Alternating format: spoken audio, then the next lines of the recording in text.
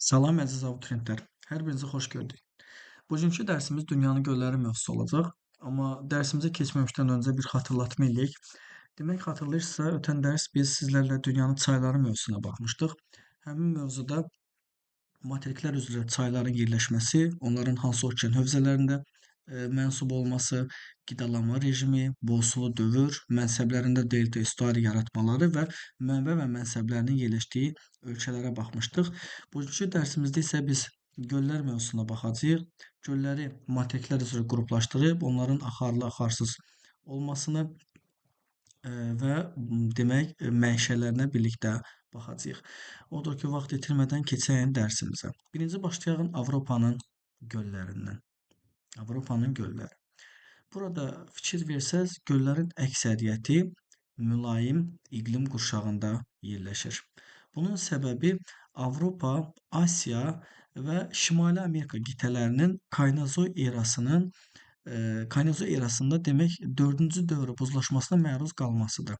4-cü dövr buzlaşması bu materiklərdə özünü demək göllərin yaranması ilə göstərir. Ümumiyyətlə baxalım görək göl nədir? Göl yer səthində təbii çökəklikdə yerləşən su hövzəsidir və okeanla birbaşa əlaqəsi yoxdur. Və göllər çökəkliyinin mənşəyinə görə bir neçə qrupa bölünür. Hansı mənşəli göllər var?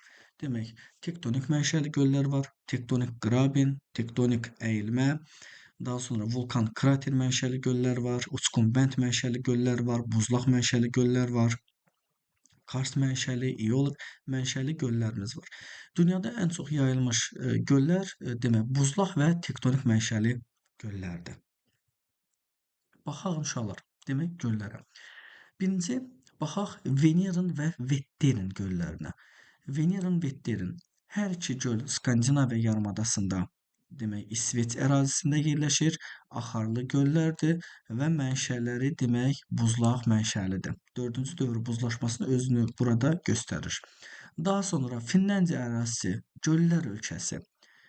Şimal qütb işıqlanma qurşağında fikir versəz, buradan şimal qütb dairəsi keçir. Yəni şimal qütb işıqlanma qurşağında yerləşən İnari gölü dünyanın ən şimalda yerləşən göllərindən biridir və burada demək Sayma gölü yerləşir. Hər iki göl mənşəcə yenə də buzlaq mənşəli göllərdir.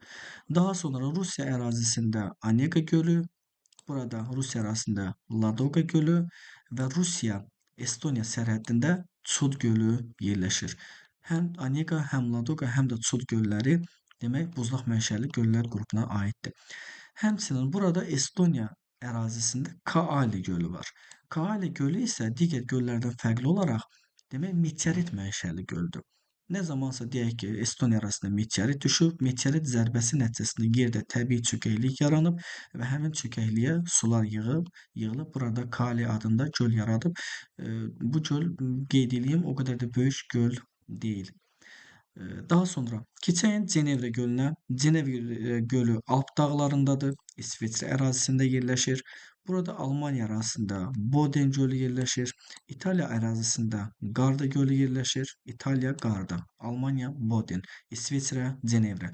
Və burada Macarıstan ərazisində demək Balaton gölü yerləşir. Avropanın ən məşhur və ən böyük gölləridir və aydın məsələdir ki, hər biri də axarlı göllərdir.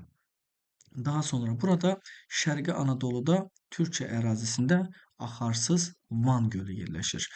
Mənşəyi tektonik mənşəlidir. Rusiya ərazisində isə Volqa çayı sahilində Elton və Baskunçak adında şorsulu göllər yerləşir. Bu göllərin duzluğu səhv eləmirəmsə 40 promildən çox olmalıdır. Yanılmıramsa. Yəni şorsulu göllərdir. Bu şəkildə. Davam eləyək uşaqlar. Bir də burada belə bir şey qeyd olunub. Cenevrə gölü deyir Fransa və İsveçrə sərhədlərində yerləşir. Yəni sərhəd gölüdür. Burada qeyd olunan göl həm İsveçrə, həm də Fransa ərazisinə demək düşür. Baxaq Asiyanın göllərinə. Burada demək son barlarını da verib, mən onları qeyd eləməyəcəm, o ayrı mövzudur. Baxaq burada Türkiyə ərazisində Tuz gölü. Tuz elə duz deməkdir. Ankara ətrafında yerləşir, şorsuludur, mənşəyi tektonikdir. Burada demək Türkiyə ərazisində Van gölü, onu bayaq qeyd elədik. Burada isə İran ərazisində Urmiya gölü yerləşir. Səhv eləmirəmsə, Urmiyanın artıq quruduğunu rəsmən elan elədilər. Yəni bu göl artıq quruyub, Şorsulu gölü idi bu şəkildə. Daha sonra burada Xəzər dənizi, yəni Xəzər gölü 5 ölkə sahillərini yuyur. Rusiya, Qazaxıstan, Türkmənistan, İran və Azərbaycan. Burada bir qeydimiz var. Xəzər dənizində ən uzun sahil xətti Qazaxıstana malikdir. Təqribən buradan bura qədər Qazaxıstan sahilləridir. Bu şəkildə. Daha sonra baxaq uşaqlar Mərkəzi Asiyanın Aral dənizinə, yəni Aral gölünə. Bir şey də qeyd edeyim. Xəzər dənizi ilə Aral dənizləri, yəni gölləri Tets okeanın qalıqları hesab olunur. Aral dənizi də axarsız dəniz idi. Hal-hazırda səhv eləmirəmsə %90% artıq quruyub və buradan axan Amudərya və Sirdərya çayları nə zamansa Aral dənizinə tökülürdülər. Bu şəkildə. Baxaq növbəti göllərimizə. Demək, burada Tacikistan ərazisində Sarez gölü yerləşir. Sarez gölünün mənşəyi uçqun bənd mənşəli göldür. Uçqun bənd mənşəli göllər hansı göllərə deyilir?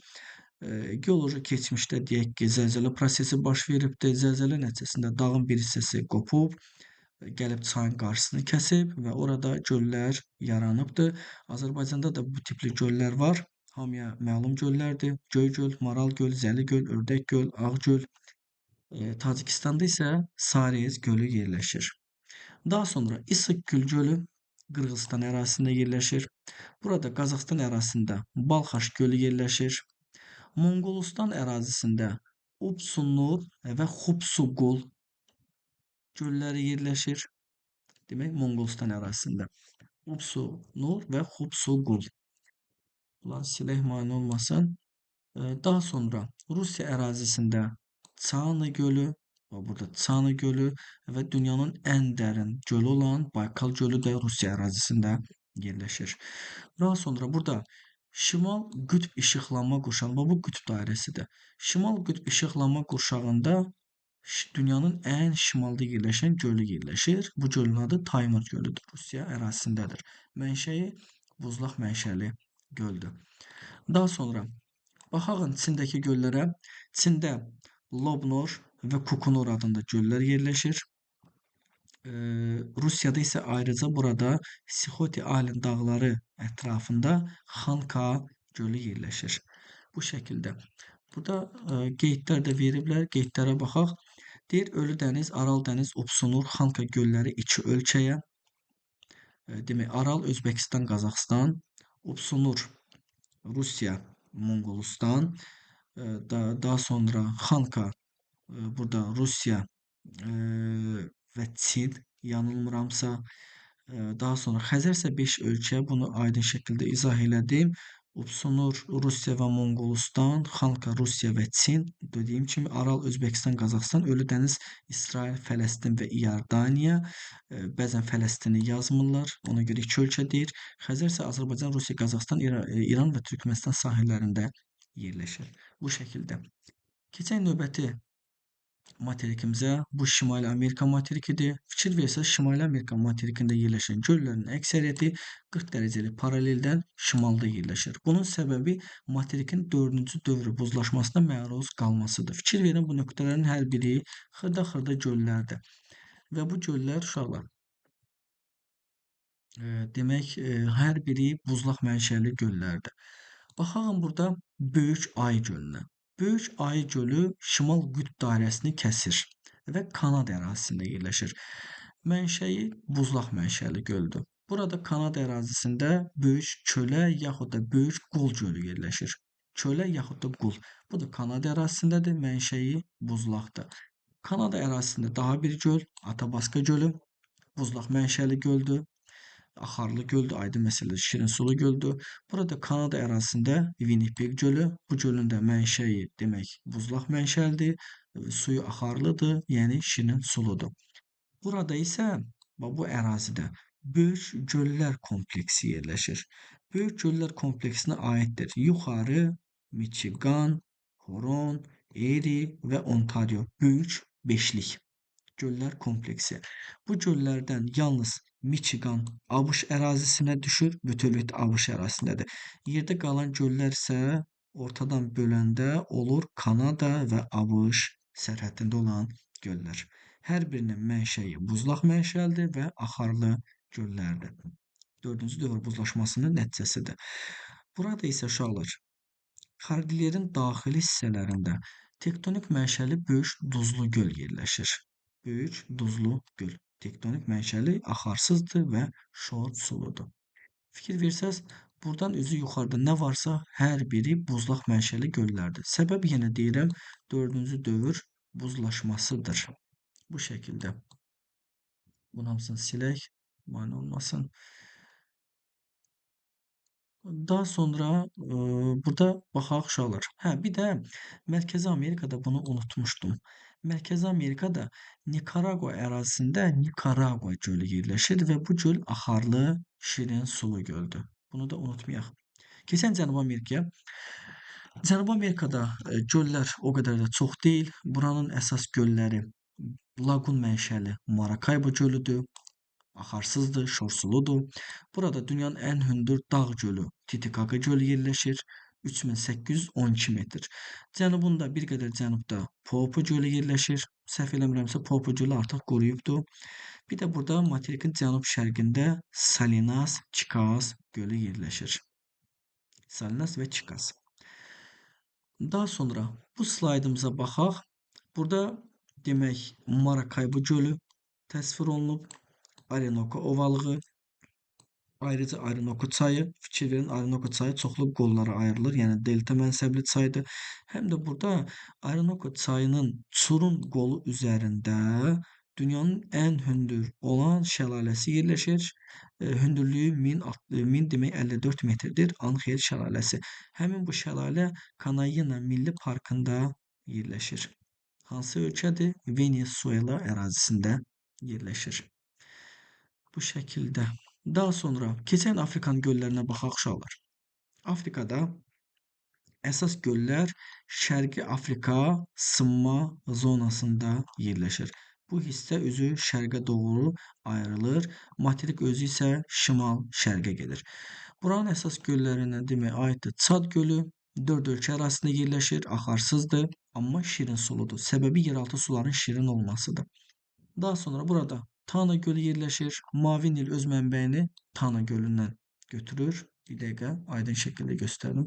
Demək, burada Tana gölü yerləşir. Efiopiya yaylası. Mavi Nil öz mənbəyini Tana gölündən götürür. Yəni Tana gölü axarlı göldür. Daha sonra burada Rudolf gölü yerləşir.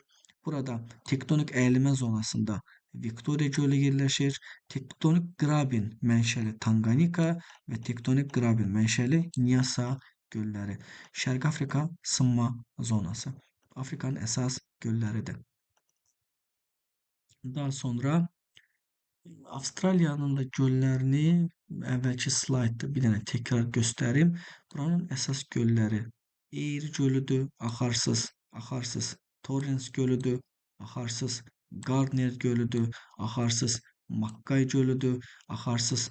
Çəhrayı Hiller gölüdür. Yəni Avstraliyanın özündə axarlı olan bir dənə də olsun göl yoxdur. Yalnız Tasmaniya adasında burada Gordon adında axarlı göl var. Yəni şirin sulu göl var. Bu şəkildə. Göllər mövzusumuzda bu qədər. Bundan öncə xatırlayırsınızsa çayları izah eləmişdim. Göllər mövzusu da bu qədər. Diqqətiniz üçün sağ olun, minnətdaram.